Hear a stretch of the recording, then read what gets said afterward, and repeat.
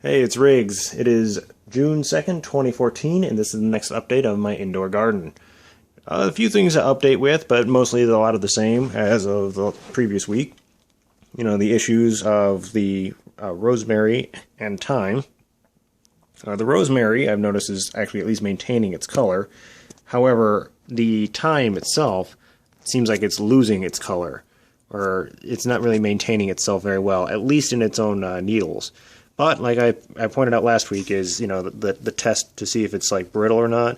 It seems to be pretty strong in the stems, so it's kind of hard to judge. If it seems like it's going to just continue to get worse, I might just, like, have to dry it out and turn it into spice sooner rather than later. Cilantro is doing very well. It's actually very bushy, and every time I turn it, it seems to just tangle in on itself. So it's one big hot mess of tangle. Might have to start harvesting it a bit more, which might mean more bruschetta. And other things too. Bruschetta is one of our more common things apparently it's being used for here. Down here we have the oregano, and that looks like it's about to reach the top of the shelf over here.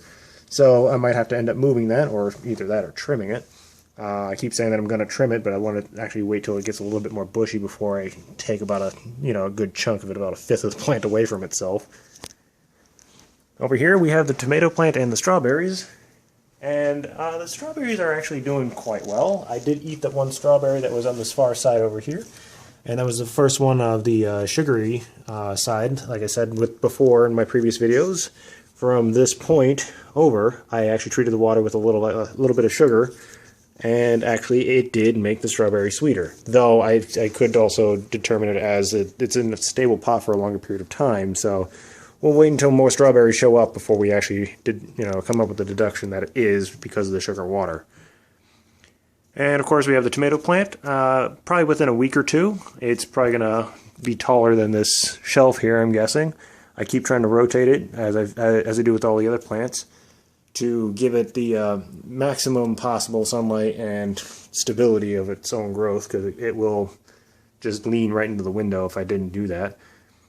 A lot of the flowers seem to, start slowly dying out, so, it's like, oh, sad, the flowers aren't going to be as bright yellow and pretty, but that actually makes room for some other things, and that's actually a very good sign, because right down here, we have our first tomato, and that looks just great, and since they grow in clusters, I'm guessing the flowers around it are also about to do the same thing. So yeah, we already have our first tomato growing, and I'm happy to see that.